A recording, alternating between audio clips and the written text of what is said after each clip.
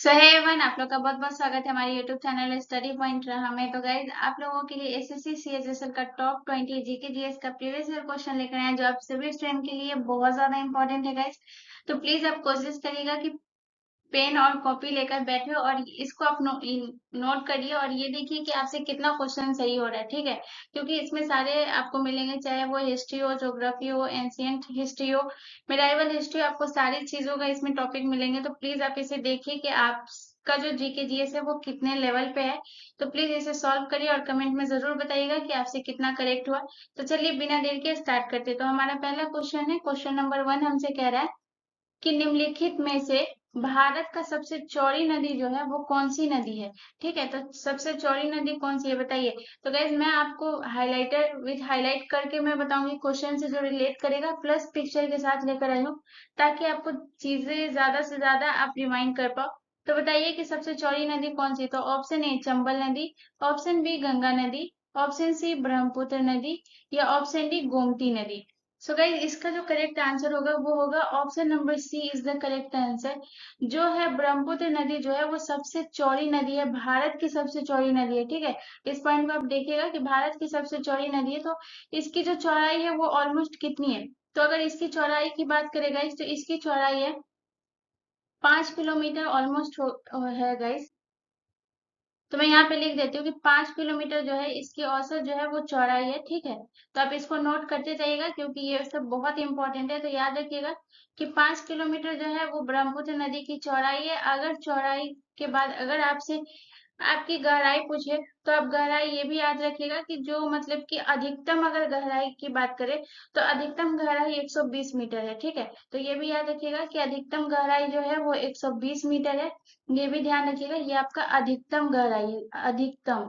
ये भी याद रखिएगा, यानी मैक्सिमम जो गहराई है आपकी वो आपकी है 120 मीटर। तो ये ध्यान रखिएगा। चलिए नेक्स्ट क्वेश्चन की तरफ। अगला क्वेश्चन हमारा क्वेश्चन नंबर 2 है गाइस। क्वेश्चन नंबर 2 कह रहा है कि शास्त्रीय शास्त्रीय नृत्य जो है वो किस राज्य से संबंधित है, ठीक है। तो बताइए कि किस राज्य से संबंधित है। तो ऑप्शन ए ओडिशा से, ऑप्शन बी केरल से, ऑप्शन सी बिहार से, या ऑप्शन डी असम से। सो गाइस, अगर सबसे पहले बात करें कि कुल शास्त्रीय नृत्य जो है वो हमारी कितनी है, तो ये आप सभी को पता होना चाहिए कि टोटल जो शास्त्रीय नृत्य है वो है हमारे 8, ठीक है। तो ये तो आप सभी को पता होगा कि जो 8 है जो कि हमारी शास्त्रीय नृत्य है। लेकिन उसमें ये बताइए कि शास्त्रीय जो है वो कहाँ का है। तो गाइस, इसका जो करेक्ट आंसर होगा वो होगा option number D is the correct answer. Assam का जो है वो शास्त्रीय नृत्य है, ठीक है। और ये सबसे नया है, लेकिन सबसे नया में भी ये अगर आपसे पूछे कि ये नया में भी सबसे पुराना कितना है, तो ये भी ध्यान रखिएगा कि ये 500 वर्ष जो है वो पुराना है, ठीक है। 500 वर्ष जो है ये ओल्ड है। उसके बाद आपसे ये पूछेगा कि जो हमारा सबसे पुराना नृत्य है शास्त्रीय जो हो गया, वो ये हमारा सबसे नया नृत्य है, ठीक है। लेकिन अगर आपसे ये पूछे कि सबसे पुराना जो नृत्य हमारा है वो है हमारा भरतनाट्यम। लेकिन भरतनाट्यम जो है वो हमारा कितना साल पुराना है ये भी आपको पता होना चाहिए।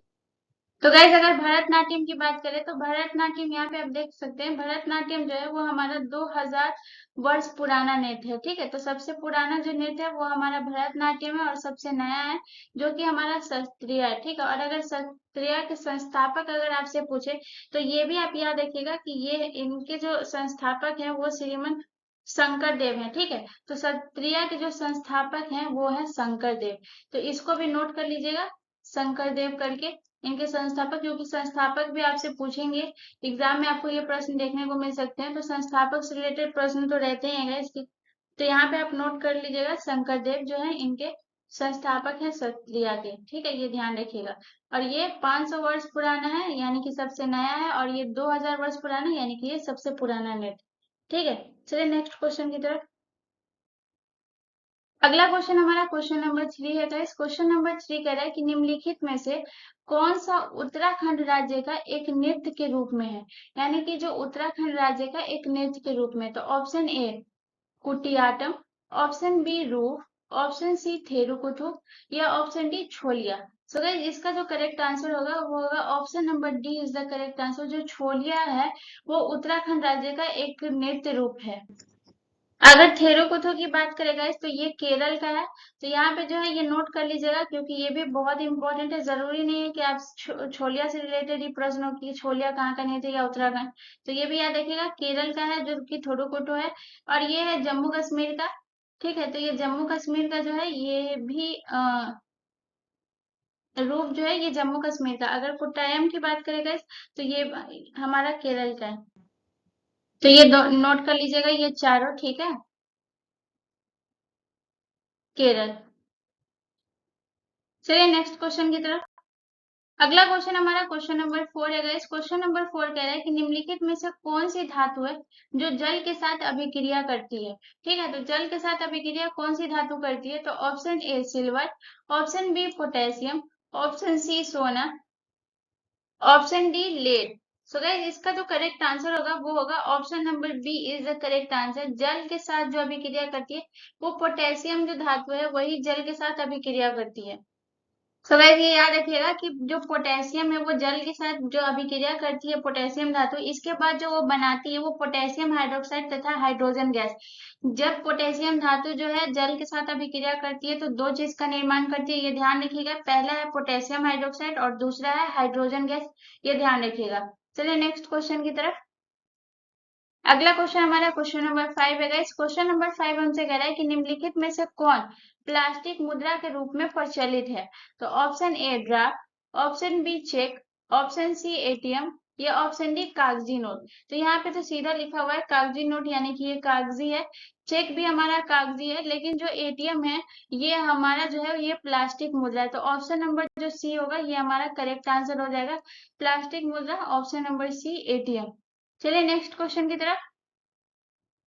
अगला क्वेश्चन हमारा क्वेश्चन नंबर 6 है गाइस। क्वेश्चन नंबर 6 कह रहा है कि किस अनुच्छेद के तहत जो है राष्ट्रपति किसी सार्वजनिक महत्व के विषय पर सर्वोच्च न्यायालय से परामर्श ले सकता है। ठीक है, तो यहाँ पे बहुत इंपॉर्टेंट प्रश्न है गाइस, आप इसको ध्यान से पढ़िएगा कि यहाँ पे आपसे क्वेश्चन कह रहा है कि संविधान के किस अनुच्छेद के तहत राष्ट्रपति जो है वो किसी सार्वजनिक, ठीक है, सिर्फ सार्वजनिक महत्व के विषय पर सर्वोच्च न्यायालय से परामर्श ले सकता है। तो ऑप्शन ए अनुच्छेद 132, ऑप्शन बी अनुच्छेद 123, ऑप्शन सी अनुच्छेद 134 या ऑप्शन डी अनुच्छेद 143। सर इसका जो करेक्ट आंसर होगा वो होगा option number D is the correct answer. अनुच्छेद 143 के तहत जो है वो राष्ट्रपति जो है किसी भी सार्वजनिक मामले में सर्वोच्च न्यायालय से परामर्श ले सकता है। और अगर आपसे क्वेश्चन ये पूछे कि किस अनुच्छेद के तहत राष्ट्रपति जो है वो अध्यादेश जारी करता है, तो वो अनुच्छेद 123 के तहत। ठीक है, तो अनुच्छेद 123 के तहत जो है ये अध्यादेश जारी करता है। ठीक है, तो मैं यहाँ पे लिख देती हूँ अध्यादेश। तो आप लोग नोट करते जाइएगा गाइस, क्योंकि ये सब बहुत इंपॉर्टेंट प्रश्न है। मैं सारी चीजों को क्लियर कर रही हूँ ताकि आप लोग इसको ध्यान रखें।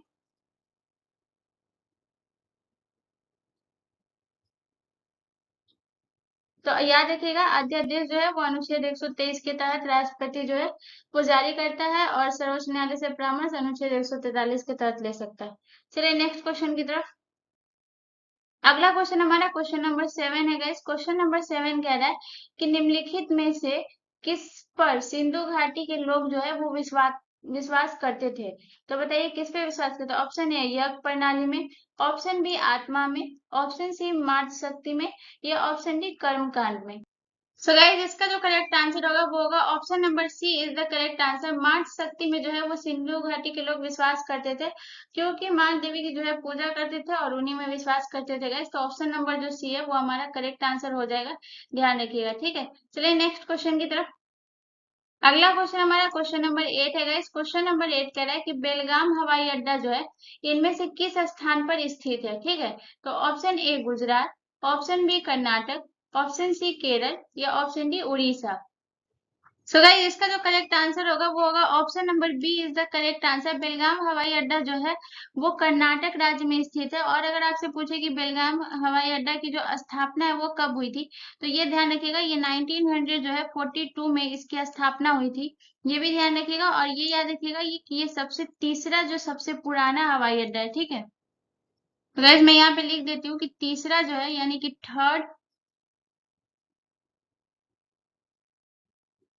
ओल्डेस्ट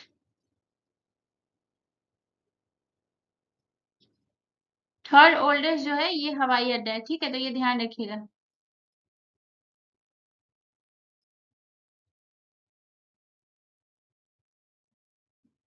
तो नोट करते जाइएगा गाइस, क्योंकि ये बहुत ज्यादा इंपॉर्टेंट सब है। मैं इसमें 2-3 पॉइंट को क्लियर करते जा रही हूँ हर क्वेश्चन का, तो प्लीज इसको नोट करते जाइएगा क्योंकि ये बहुत इंपॉर्टेंट है। याद रखिएगा, बेलगाम हवाई अड्डा जो कि हमारा कर्नाटक में, अगर इसकी स्थापना की बात करें तो इसकी स्थापना जो हुआ था वो 1942 में जो है इसकी स्थापना हुई थी, ये भी ध्यान रखिएगा। और ये थर्ड ओल्डेस्ट यानी कि तीसरा सबसे पुराना हवाई अड्डा है ये कर्नाटक का, ठीक है। चलिए नेक्स्ट क्वेश्चन की तरफ।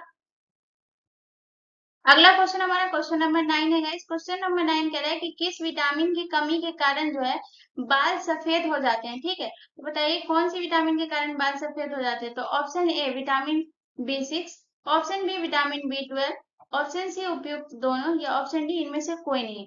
तो गाइस विटामिन B6 और विटामिन B12 दोनों के कमी के कारण जो है हमारे बाल सफेद हो जाते हैं। तो इसका करेक्ट आंसर होगा option number C is the correct answer, उपयुक्त दोनों।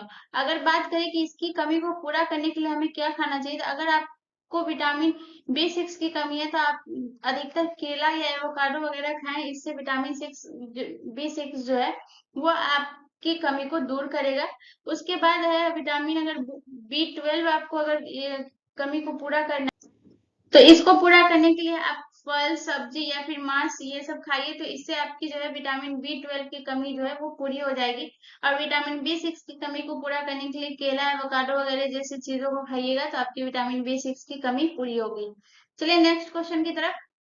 अगला क्वेश्चन हमारा क्वेश्चन नंबर 10 है गाइस। क्वेश्चन नंबर 10 कह रहा है कि निम्नलिखित में से किसने जो है वो इबादत खाना बनाया है। तो इबादत खाना किसने बनवाया, तो option A Jahangir, option B Akbar, option C Shahjahan, या option D Aurangzeb. So guys इसका जो करेक्ट आंसर होगा वो होगा option number B is the correct answer. Akbar जो है उसने ही इबादत खाना बनवाया था। और अगर आपसे पूछा जाए कि इबादत खाना जो है वो कब बनाया गया, तो इसको भी आपको ध्यान रखना है। जो इबादत खाना बनाया गया था वो बनाया गया था 1775 ईस्वी में, ठीक है। तो इसको नोट कर लीजिएगा गाइस, 1700 सॉरी 15, सो गाइस इसे 1575 में बनाया गया है, ये ध्यान रखिएगा। और जो अकबर का कार्यकाल था वो कितना था ये भी आप एक बार इस पे नजर डाल लीजिए। तो अकबर का जो कार्यकाल था मैं यहाँ पे नोट कर देती हूँ कि अकबर का कार्यकाल था 1556 से लेकर 1556 से लेकर इनका जो कार्यकाल था वो था 1605 तक, ठीक है। तो 1556 से लेकर 1605 तक जो इनका था कार्यकाल था, इसको आप ध्यान रखिएगा, ठीक है। नोट करते जाइएगा गाइस, मैं ये दोनों पॉइंट बताई हूँ, ये दोनों पॉइंट बहुत ज्यादा इंपॉर्टेंट है। तो अकबर का कार्यकाल था वो 1556 से लेकर 1605 तक था यहाँ पे। और जो इन इबादत खाना की स्थापना की गई थी वो 1575 ईस्वी में की गई थी। चलिए नेक्स्ट क्वेश्चन की तरफ। अगला क्वेश्चन हमारा क्वेश्चन नंबर 11 है गाइस। क्वेश्चन नंबर 11 कह रहा है कि इनमें से किस पर्वतमाला को सह्याद्री के नाम से जाना जाता है। तो option A Satpura, option B Aravalli, option C पश्चिमी घाट, या ऑप्शन डी पूर्वी घाट। तो गाइस ये जो फिगर में आप देख रहे हैं ये हमारा जो है ये कौन सा घाट है, ये हमारा पश्चिमी घाट है, ठीक है। तो सह्याद्री को जो अन्य नाम से जाना जाता है वो हमारा पश्चिमी घाट को जाना जाता है। तो ऑप्शन नंबर जो सी है वो हमारा करेक्ट आंसर हो जाएगा। और पूर्वी घाट की अगर बात करें तो महेंद्रगिरी के नाम से जो है वो पूर्वी घाट को जाना जाता है, और सह्याद्री के नाम से जो है वो पश्चिमी घाट को जाना जाता है। तो इस दोनों को नोट कर लीजिएगा गाइस, ये दोनों बहुत ज्यादा इंपॉर्टेंट है। ये एसएससी सीएचएसएल का प्रीवियस ईयर क्वेश्चन है गाइस। तो यहाँ पे मैं इसीलिए बोल रही हूँ कि प्लीज आप नोट करते जाइए और ये भी देखिए कि आपसे कितना सही हो रहा है और कितना गलत हो रहा है, ठीक है। तो यहाँ पे महेंद्रगिरी ये नोट कर लीजिएगा। चलिए नेक्स्ट क्वेश्चन की तरफ। अगला क्वेश्चन हमारा क्वेश्चन नंबर 12 है गाइस। क्वेश्चन नंबर 12 कर रहा है कि इनमें से कौन सी झील है जो लैगून झील के रूप में जानी जाती है। कि ऐसी कौन सी झील है जो उसको अन्य नाम यानी कि लैगून झील के नाम से भी जानी जाती है। तो ऑप्शन ए चिल्का झील, ऑप्शन बी गंजिया झील, ऑप्शन सी आगरा झील, या ऑप्शन डी मनसर झील। सो गाइस इसका जो करेक्ट आंसर होगा वो होगा option number A is the correct answer. Chilka झील को जो है वो लैगून झील के रूप में भी जानी जाती है। चलिए नेक्स्ट क्वेश्चन की तरफ। अगला क्वेश्चन हमारा क्वेश्चन नंबर 13 है गाइस। क्वेश्चन नंबर 13 कह रहा है कि कंप्यूटर हार्डवेयर जो आंकड़ों की बहुत अधिक मात्रा में भंडार रखता है क्या कहलाता है। तो option A disk, option B chip, option C चुंबकीय टेप, या ऑप्शन डी इनमें से कोई नहीं। सो गाइस इसका जो करेक्ट आंसर होगा वो होगा option number B is the correct answer. जो बहुत अधिक मात्रा में भंडार रख सकता है वो हमारा चिप रख सकता है, ठीक है। तो फिगर में जो आप ये देख रहे हैं ये सब हमारा चिप है, ठीक है, ध्यान रखिएगा ये सब। चलिए नेक्स्ट क्वेश्चन की तरफ। अगला क्वेश्चन हमारा क्वेश्चन नंबर 14 है गाइस। क्वेश्चन नंबर 14 कह रहा है कि निम्नलिखित में यज्ञ संबंधी जो विधि विधानों का पता चलता है वो किस में चलता है? Option A Samaveda, option B Rigveda, option C Yajurveda या option D Atharvaveda. So guys याद रखिएगा, जो यज्ञ संबंधी विधि विधानों का पता चलता है वो यजुर्वेद में चलता है, तो ऑप्शन नंबर जो सी है वो हमारा करेक्ट आंसर हो जाएगा। अगर आपसे पूछे कि तंत्र मंत्र जादू टोना या फिर औषधि का जो उल्लेख मिलता है वो किस में मिलता है, तो वो हमारा अथर्ववेद में मिलता है। तो ये ध्यान रखिएगा, ये भी बहुत इंपॉर्टेंट है। तंत्र मंत्र और जादू टोना जो एसएससी सीएचएसएल का प्रीवियस ईयर क्वेश्चन था गाइस। चलिए नेक्स्ट क्वेश्चन की तरफ। अगला क्वेश्चन हमारा क्वेश्चन नंबर 15 है गाइस। क्वेश्चन नंबर 15 कह रहा है कि निम्नलिखित में से किसे जो है वो हिंद खड़ी बोली का जनक कहा जाता है? तो किसे कहा जाता है? तो option A Kabir, option B Amir Khusro को, ऑप्शन सी जायसी को या ऑप्शन डी रहीम को। सो गाइस इसका जो करेक्ट आंसर होगा वो होगा option number B is the correct answer. Amir Khusro को जो है वो हिंद खड़ी बोली का जनक कहा जाता था, अमीर खुसरो को।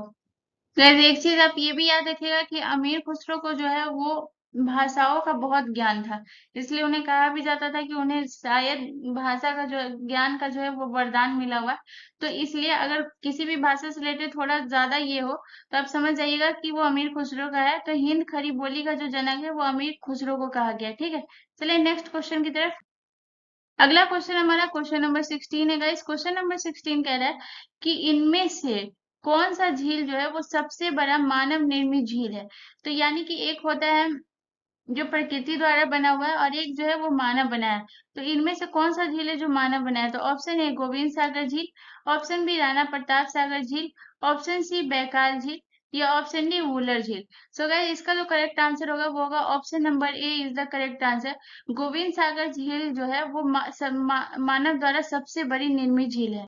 और अगर पूछे कि गोविंद सागर झील कहाँ है, तो याद रखिएगा कि गोविंद सागर झील जो है वो हिमाचल प्रदेश के बिलासपुर जिला में स्थित है। ठीक है, चलिए नेक्स्ट क्वेश्चन की तरफ। अगला क्वेश्चन हमारा क्वेश्चन नंबर 17 है गाइस। क्वेश्चन नंबर 17 कह रहा है कि केंद्रीय सकर्ता आयोग का गठन जो है वो किस समिति की अनुशंसा पर किया गया? तो ऑप्शन ए सरकारिया समिति, ऑप्शन बी सथनाम समिति, ऑप्शन बी राजा मन्नार समिति या ऑप्शन डी दिनेश गोस्वामी समिति। सो गाइस इसका जो करेक्ट आंसर होगा वो होगा option number B is the correct answer. Satnam Samiti जो है इसके द्वारा जो है वो केंद्रीय सकर्ता आयोग का जो है वो गठन किया गया था।